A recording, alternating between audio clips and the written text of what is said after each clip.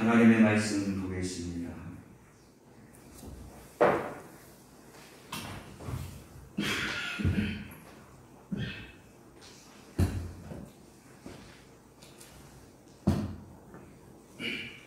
욥기 10장 1절에서 12절 말씀까지입니다.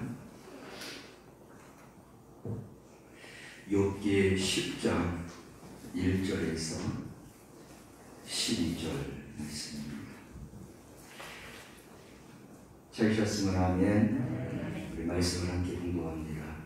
내 영혼이 살기에 공비하니 내 불평을 토로하고 내 마음이 괴로운 대로 말하리라. 내가 하나님께 아뢰오리니 나를 정죄하지 마시옵고 무슨 까닭으로 나와 더불어 변론하시는지 내게 알게 하옵소서. 주의 손으로 지으신 것을 학대하시며 멸시하시고 악인의 꾀에 빛을 비추시기를 선히 여기시나이까. 주께도 육신에 눈이 있나이까. 주께서 사람처럼 보시나이까. 주의 날이 어찌 사람의 날과 같으며 주의 해가 어찌 인생의 해와 같으기로.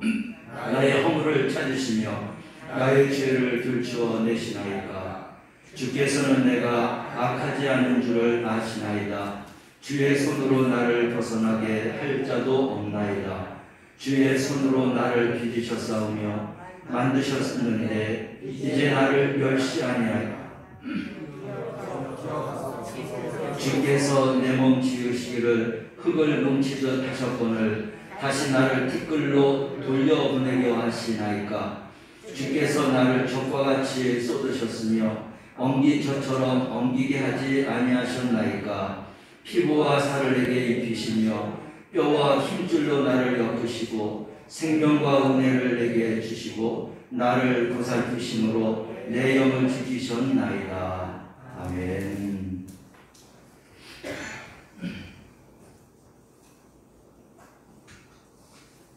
오늘 생명의 삶 보겠습니다. 네 번째 나눔식 소그룹이죠. 제목을 먼저 함께 볼까요? 찬송 안에 찬송은 제가 잠깐 이제 예화를 하고 하도록 하겠습니다. 먼저 제목을 보겠습니다. 생명과 은혜를 주시는 하나님. 아멘. 포커스 말씀입니다. 고난 속에서도 하나님만 바라보면 생명과 은혜를 선포하게 됩니다. 아멘.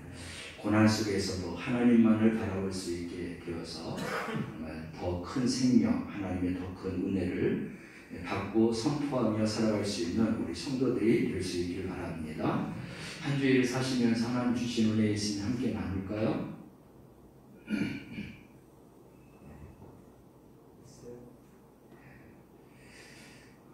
권사님 이렇게 일찍 퇴원되시는 거예요? 네. 건강하시기 바랍니다. 우리 성도님들 기도 많이 해주시기 바랍니다. 예. 그 뉴욕에서 태어난 호라시오 스패포드라고 하는 변호사이면서 사업하는 그러한 사람이 있었습니다. 이분은 신앙이 굉장히 좋은 사람이었어요. 무디 목사님이 이제 부흥의 그런 역사를 이룰 때에 그 무디 목사님과 함께 동역하면서 물신양면으로 도왔던 그런 변호사이기도 하고 사업가이기도 한 스패포드라고 하는 분입니다. 이렇게 하나님의 일을 잘 감당하면 하나님께서 은혜도 주시고 축복도 주셔야 되는데 물론 축복도 주셨어요. 하나님의 은혜도 살아가지만 그 스탠포드라고 하는 분에게 어려움이 찾아오기 시작했습니다. 50세 되는 해였는데 막내였던 4살 난 아들이 호라시오인데 열병으로 인하여서 목숨을 잃게 되었어요. 그리고 이듬해에는 시카고에 큰 화재가 일어났는데 그 화재를 통해서 당신의 자기의 그 집 그리고 재산까지 다 잃어버리고 말았습니다. 아주 병약해진 그런 식구들을 데리고 그래도 유럽 여행을 좀 한번 해야 되겠다라고 생각을 하고 계획을 했습니다. 그래서 아내와 가족들을 데리고 유럽 여행을 가려고 했는데 갑자기 자기가 하는 그 사업에 일이 생김으로 인하여서 자기 아내와 자기 딸들을 먼저 보내고 내가 뒤이어서 바로 뒤에 가는 배편을 통해서 가겠노라 하고 먼저 보냈습니다. 그런데 들려오는 소식이 뭐냐면 대서양에 갈 때쯤에 영국의 이 철갑선 배하고 충돌해서 이 여객선이 침몰했다는 것입니다. 그래서 4명의 딸이 다 죽고 그 자기 아내만 간신히 살게 되었어요. 있던 자녀들이 다 죽게 된 것입니다. 얼마나 많은 아픔과 슬픔이 있겠어요? 이 딸들이 이런 사고 났었던 그 현장을 아내와 함께 갔는데 이 스태포드 변호사는 정말 그 아픔과 슬픔을 어찌할 수가 없었습니다. 그런데 그 아내가 그 옆에서 하는 이야기가 뭐냐면 여보 우리 예쁜 내 딸 완전히 없어진 것 아니지 않습니까? 우리는 잠깐 헤어질 건데 천국에서 다시 만날 거니까 우리 위로받으라고 그렇게 이제 이야기를 했습니다. 그럼에도 불구하고 밀려오는 그런 비통함에 어찌할 수 없어갖고 그 배에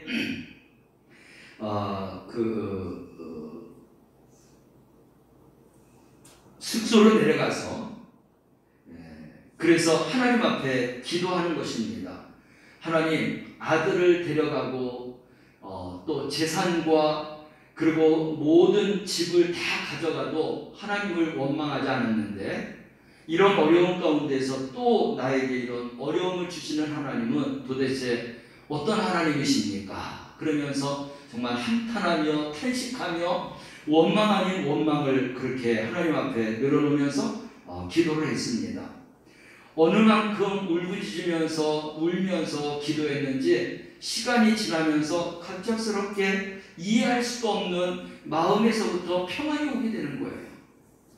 그러면서 이 땅보다도 천국이 더 좋고 편하고 죽음이 없고 아픔이 없고 슬픔이 없는 곳이라는 그 하나님의 말씀이 마음에 들어오면서 자녀들이 비록 당신 앞에 앞세워서 이렇게 죽음을 당했지만 그러나 아내가 이야기했던 것처럼 멀지 않아서 천국 가서 우리 자녀들을 볼 걸 생각하고 위로받읍시다라고 이야기했던 이 아내의 말이 생각났던 겁니다.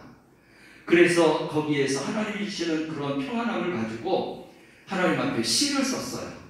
그 시를 썼는데 그 시가 얼마나 유명한지 거기에다가 찬송가 곡조를 붙여갖고 그래서 찬송가가 되었는데 바로 그 찬송가가 413장이죠.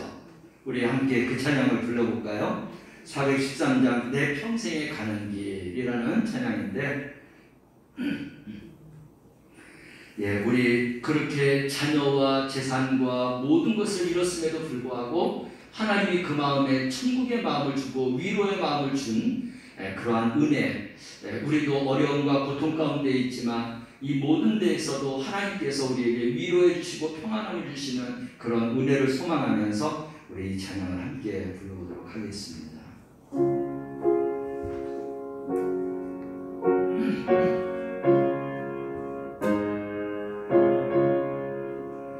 내 평생에 가는 길 순탄하여 늘 잔잔한 강 같은지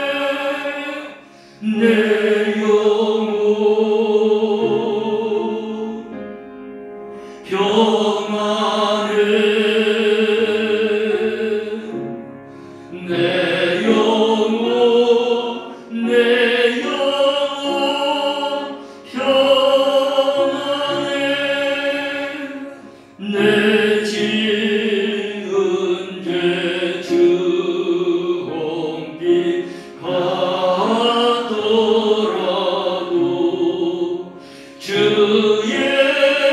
예수께로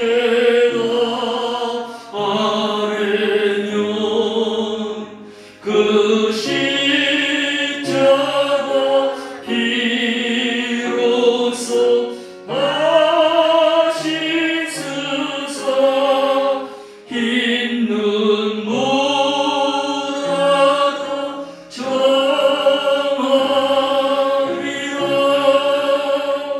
내 영혼 평안해. 내 영혼 평안해.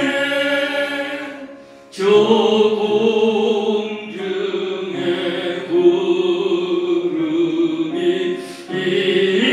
일어나며 큰 나팔이 울릴 때에 주 오셔서 세상은 심판에도 나의 영혼은 거하겠네. 내 영혼 평안해. 내 영혼 평안해. 아멘.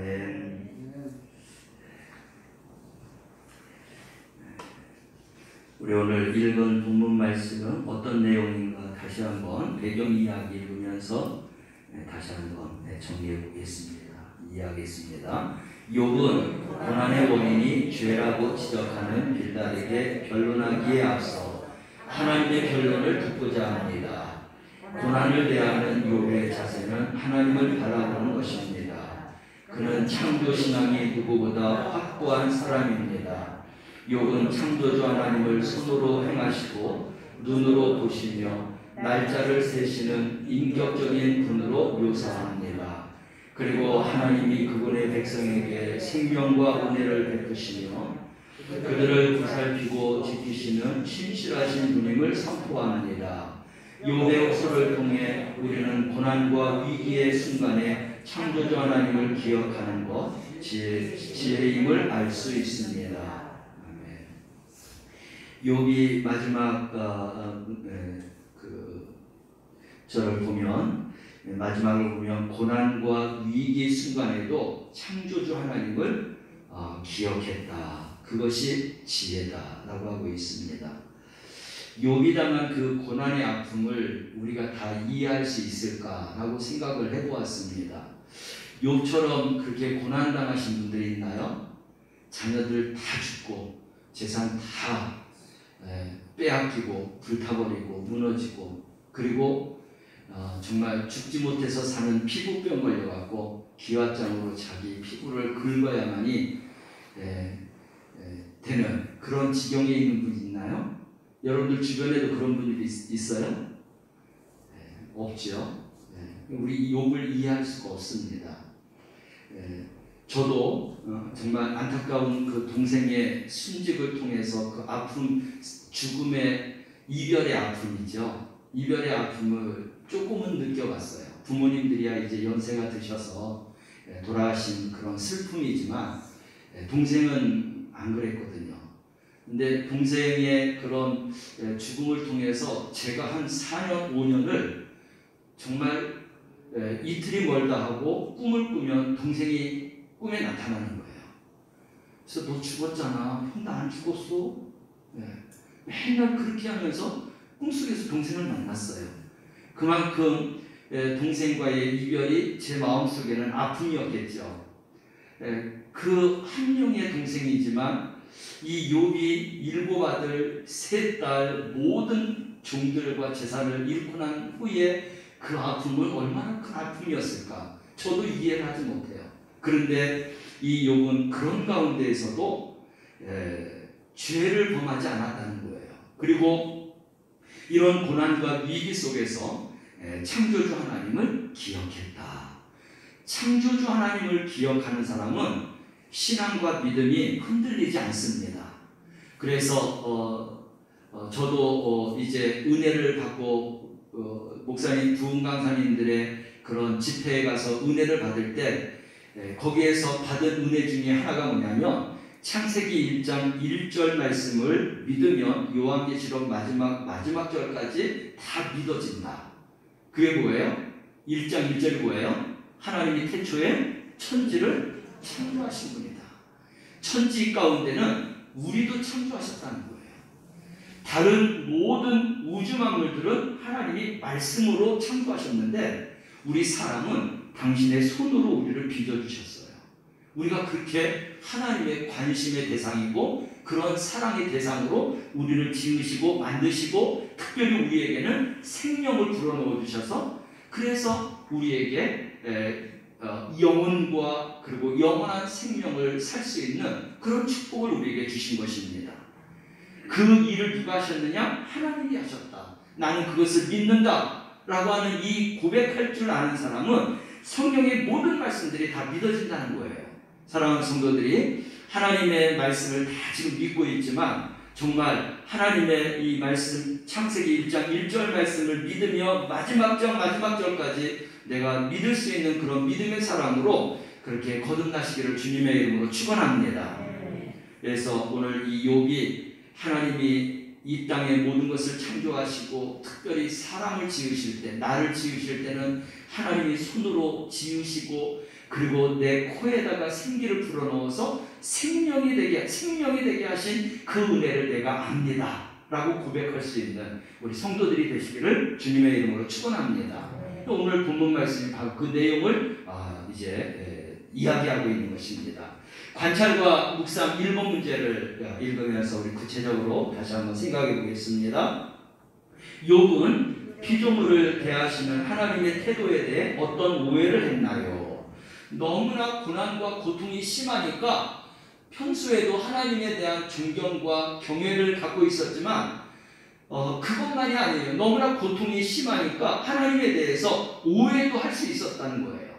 어쩌면 나를 왜 이렇게 하나님이 나에게 고통을 주느냐, 내 모든 것을 뺏어가시느냐, 왜 이 문제를 빨리 해결해 주지 않느냐, 오히려 나에게 위로해 주겠다고 했던 친구들은 나에게 있어서 더 아픔과 고통과 나에게 더 정죄를 해주는, 그래서 내가 더 괴로울 수밖에 없는 이러한 지경까지 나를 몰아가시느냐, 그런 것들을 생각하니까 하나님에게 원망조와 같은 그런 오해를 할 수 있었는데 3절 말씀을 보면 그 답인데 욥은 창조주 하나님 그분이 손으로 지으신 것을 왜 학대하고 멸시하느냐, 하나님이 나를 그렇게 지어서 생기를 불어넣어서 정말 우주 만물을 생육하고 번성하고 충만하고 정복하고 다스리는 축복을 주셨음에도 불구하고 왜 주실 때는 언제고 나에게 왜 이런 고통을 주시느냐, 하나님이 나에 대해서 학대하시는 거 아니냐, 멸시하시는 거 아니냐,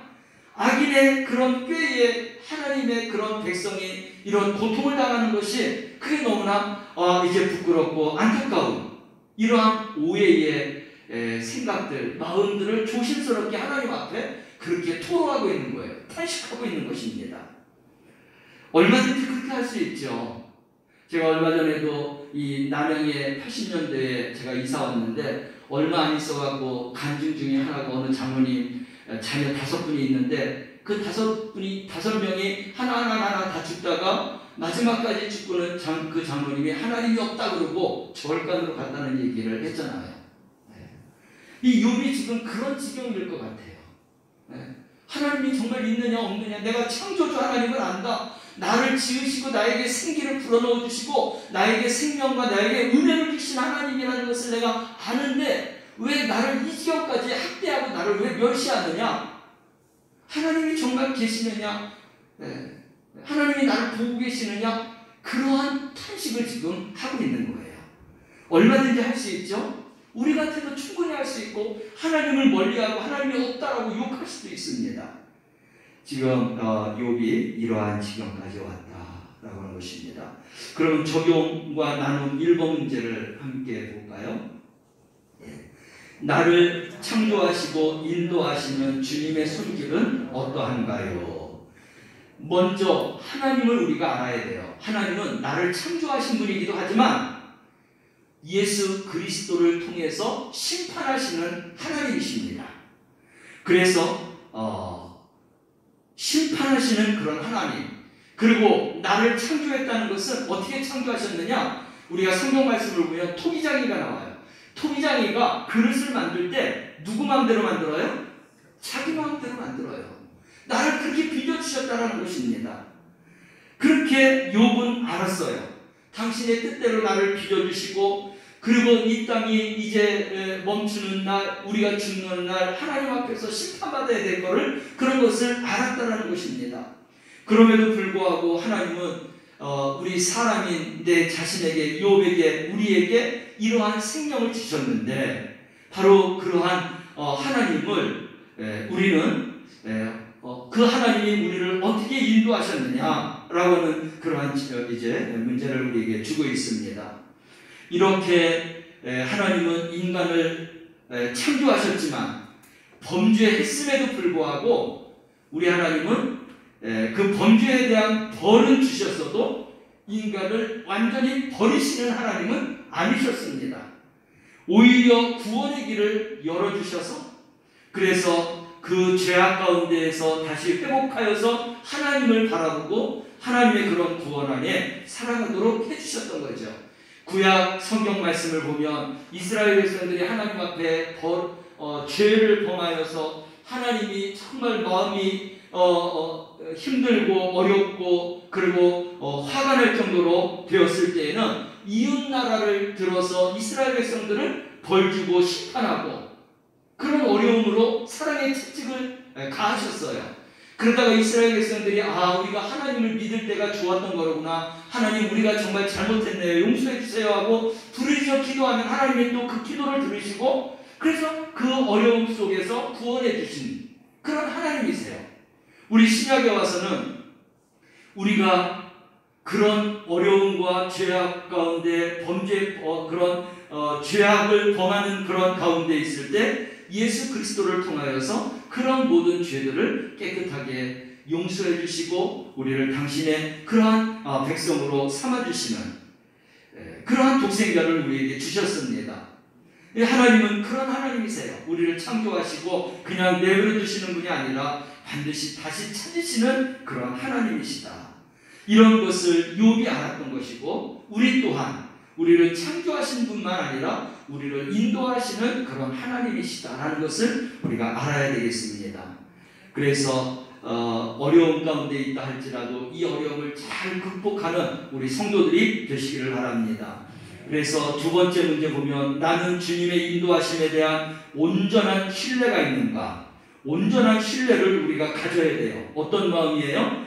하나님께서 토기장이가 되셔서 당신의 뜻대로 나를 지으셨기에 내가 하나님의 뜻대로 살기를 위해서 살아갈 때 하나님께서 나를 인도해 주실 그러한 믿음, 그런 신뢰, 그러한 믿음을 가지고 우리가 살아갈 때 하나님께서는 어떤 환경 속에서도 우리에게 생명과 은혜를 계속해서 내려주시는 그러한 하나님이시다 라고 하는 것을 우리가 분명히 깨닫고 알아가며 하나님을 더욱더 신뢰하는 그러한 믿음으로 거듭나시기를 주님의 이름으로 축원합니다.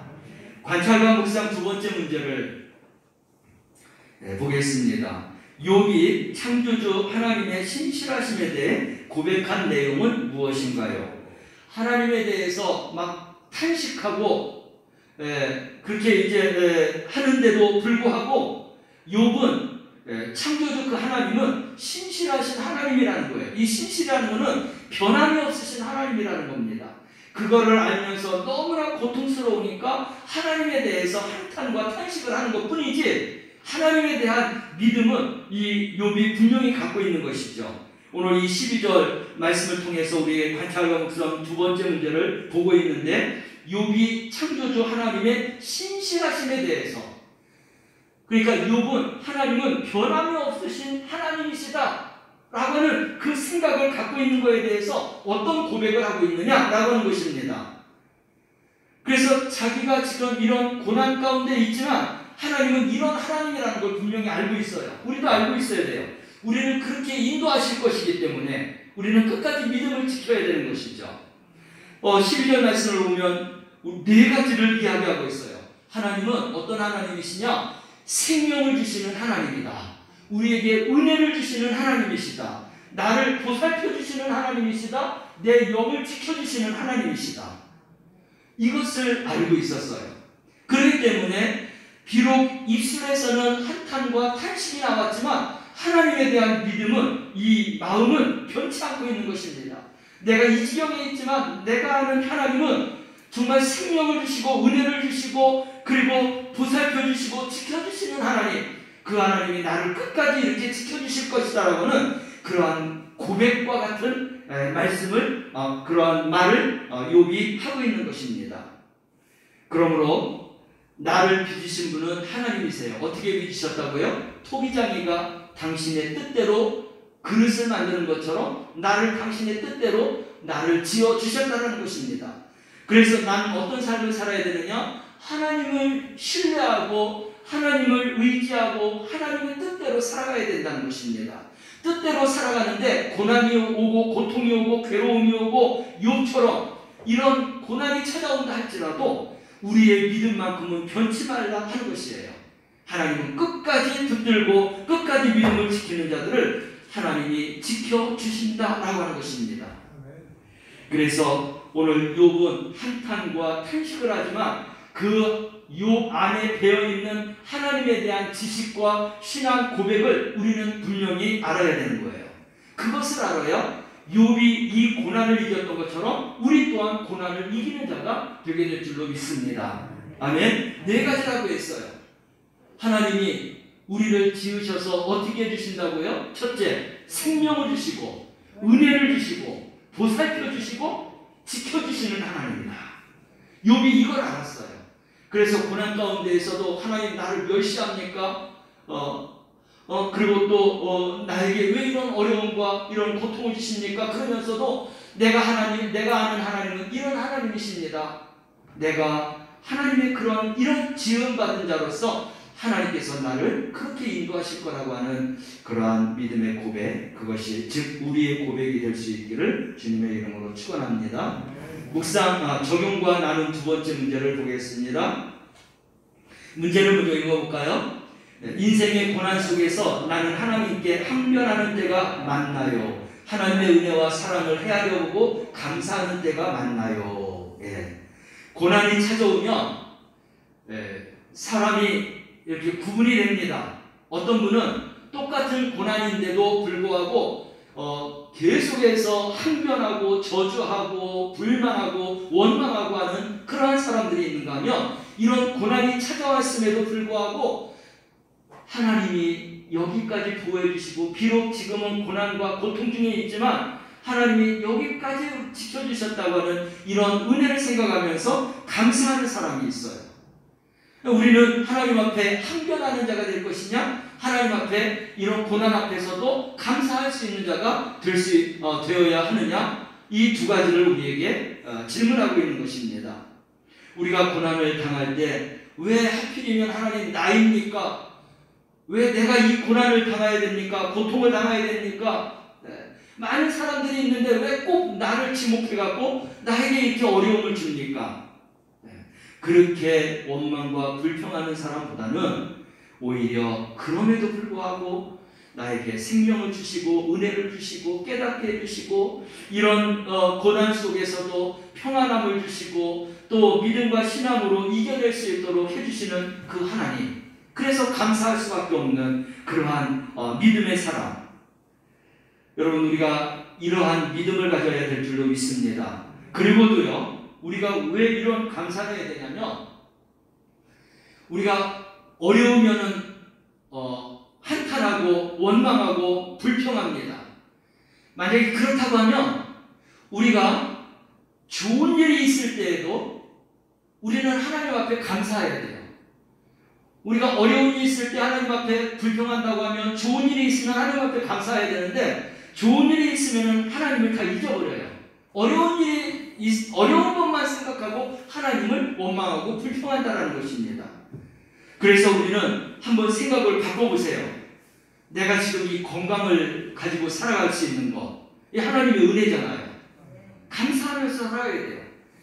힘들고 어려울 때 불평만 하지 말고 나에게 지금 건강 주신 거에 대해서 하나님 감사합니다라고 말해야 돼요. 나에게 남다른 재능을 주신 것, 또 직장을 주신 것, 사업장을 주신 것, 자녀를 주신 것, 가정을 주신 것, 또 남다른 그런 은혜를 갖고 내가 살아갈 수 있는 이런 하나님의 은혜 받은 자가 되었다는 것에 대해서 우리는 감사하면서 살아가야 될 것입니다. 그래서 불평만 할 것이 아니라 불평하는 것 이상으로 우리는 감사도 하나님 앞에 할 줄 아는 사람이 하나님의 사람이라고 말할 수 있고, 그것이 하나님의 은혜와 하나님의 사랑을 아는 자라고 말할 수 있게 되는 것입니다. 사랑하는 성도 여러분, 그래서 우리는 좋은 것만 감사가 아니라 어려운 가운데에서도 더 어려워지지 않은 가운데 깨닫게 해주시고 여기까지 지켜주시는 그런 은혜를 생각하며 하나님은 우리에게 더 좋은 것을 주시는 하나님이신 줄 알고 우리는 더욱더 감사하며 하나님 앞에 나아갈 수 있는 우리 성도들이 되시기를 바랍니다. 우리 묵상의 말씀 다지기를 읽으면서 정리를 하겠습니다. 함께 읽습니다. 욥은 두 가지 질문으로 하나님께 호소합니다. 첫째는 무슨 까닭으로 나를 정죄하시며 고난을 주십니까? 라는 것이고, 둘째는 주의 손으로 빚으셨는데 왜 나를 멸시하십니까? 라는 것입니다.